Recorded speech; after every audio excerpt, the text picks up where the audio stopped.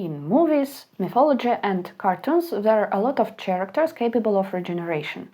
But in reality there is an animal that can outdo Wolverine and Deadpool, and that is the white planaria. Planaria belongs to the phylum Platyhelminths or flatworms. Looking at it, it's not hard to see why they called flat. Their superpower is that if you cut planaria, for example, into 4 pieces, after some time you will get 4 separate planaria. In nature, a lonely planaria can even tear itself apart just to stop being so lonely. This method of asexual reproduction is called fragmentation. Why do planaria regenerate so well? Most other animals have a body cavity, a water-filled space between the organs, but flatworms don't have one. Instead, they have a special tissue between their organs called parenchyma. It contains stem cells, cells that can transform into cells of other types.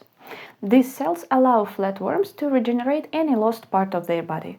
Flatworms are divided into several classes.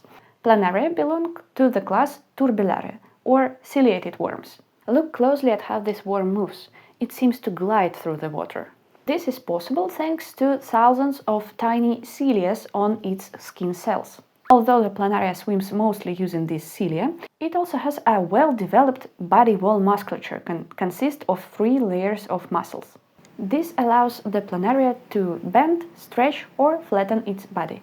To coordinate these muscles, planaria has a nervous system. It is quite simple, consisting of 2 longitudinal nerve cords and several transverse ones. This is called a ladder-like nervous system because it looks like a ladder. In the head there are clusters of neurons called ganglia. They process information from the chemical receptors on planaria's muzzle and from its eyes. Their eyesight isn't great, but it's enough to tell if it's light or dark. If it's light, the planaria prefers to hide under some rocks or pieces of wood.